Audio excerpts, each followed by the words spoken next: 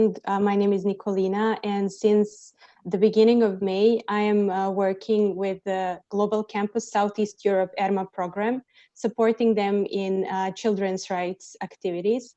I wish to thank the organizers, you and Professor Kasteva, for inviting me to participate in the discussion, and also to give me the opportunity to address the participants with the keynote. My keynote will reflect my experience as a practitioner, as somebody who has been representing children in asylum procedure in Serbia. So I will tell you something about the position of children here at the moment where I am as well, and also how the measures introduced after the pandemic was declared, how these measures how did they influence and changed in the position of children. So every year, thousands of children pass through the Western Balkans. Although they sometimes spend months or years in these countries, like Abdul mentioned, they don't want to stay here. So usually they embark on a further journey trying to secure their future somewhere else. Of course, many would say that the reasons behind this are merely economical, but they are not. There are many other things that should be taken into consideration.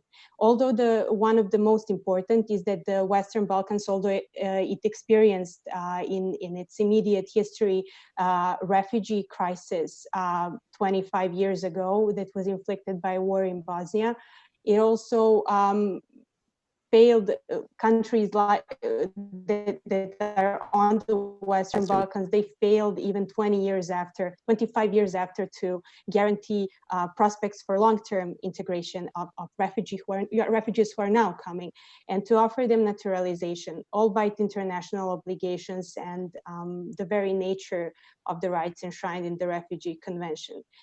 This is not also for the refugees that are coming nowadays, but also refugees who came before. They're still facing many problems in integration and securing their basic rights, and also the internally displaced persons. As in many other crises, migrants and refugees, especially children among them, are particularly vulnerable to the impact of the coronavirus pandemic.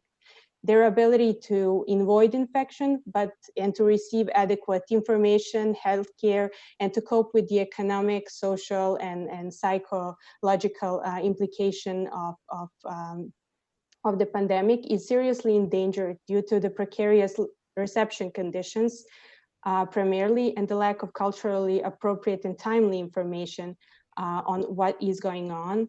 And on their rights, of course, the lack of hygiene and the ever-growing xenophobia in countries they cross in their journey.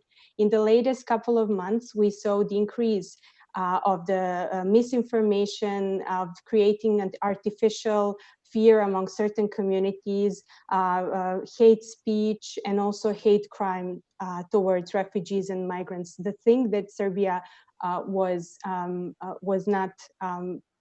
did not see before. The pandemic outbreak also exacerbated the existing problems, while new challenges for refugees and migrants in Serbia were created. The asylum procedures are further prolonged, leaving refugees and migrants and children among them in the prolonged state of uncertainty, legal uncertainty, not knowing are they going to get the status or not. And also during the 2 months, they were arbitrarily deprived of their liberty in asylum and reception centers without access to safe accommodation, to hygiene items, and to ever needed psychological care and assistance. The asylum and reception centers almost overnight became one of the most secured facilities in the country, with heavily equipped, armed military and police officers guarding the facilities, while refugees and migrants were not giving appropriate and timely information on what is happening. People were, at the time, I was working as a legal officer at the Belgrade Center for Human Rights, an NGO who is providing legal assistance and assistance in the integration as well to the refugees and migrants. And some of the children that I have been represented, they called me crying, asking what is happening. We don't have any information. There's a police around the camp. They don't let us go out. We don't know what to do. And you have to have in mind that many of these centers are overcrowded, and they don't offer the even basic hygiene, the facilities for the basic hygiene. Increased anxiety and stress within the overcrowded reception facilities also created heightened risk of abuse, violence, and exploitation, including gender-based violence. Of course, this is all happening far away from the public eye, and the presence of civil society organizations and UNHCR or anyone who they might approach with asking for assistance. Also, I have to also mention the internally displaced children, mostly Roma from Kosovo, who still 20 years after they were displaced, they cannot access their basic human rights. So this corona virus came at the time when they were living, many of them are living in what they say, how they say it, unstandardized settlements, but that means the settlements that are not houses, and there's no hygiene, there's no access to potable water, there's no electricity. If you, and also they don't have, many of them, they don't have personal documents even now, 20 years after, or access to healthcare. So when the government also said they offered education via digital media, via television to every children, but nobody wondered how is a child who is living without an electricity is going to have an access to education over the television program, or over the computer or tablet with no steady internet connection and no mobile devices at all. This is also the problem that happened in the asylum centers. So because not every child had the access to a mobile device that they could use to study.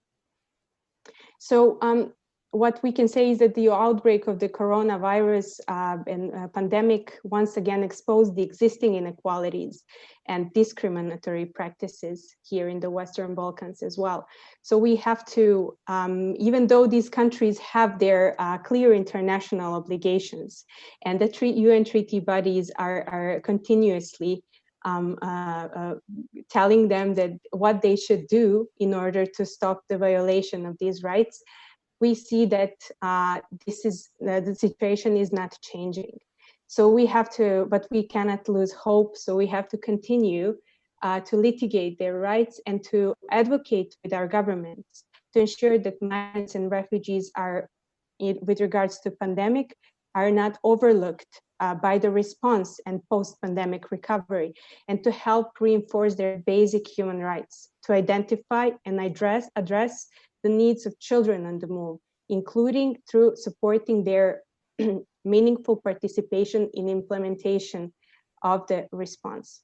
So there is an immense challenge in front of us in this, as the headline of this discussion says, in the post-pandemic world, is also, aside from what I said before, to ensure human rights, to reinforce them once again, using this wing of solidarity that also exists aside with the xenophobia. There's this huge solidarity of people who wish to help each other, and also to ensure social cohesion in times of increased polarization, segregation, as well as in this time of misinformation and increased xenophobia.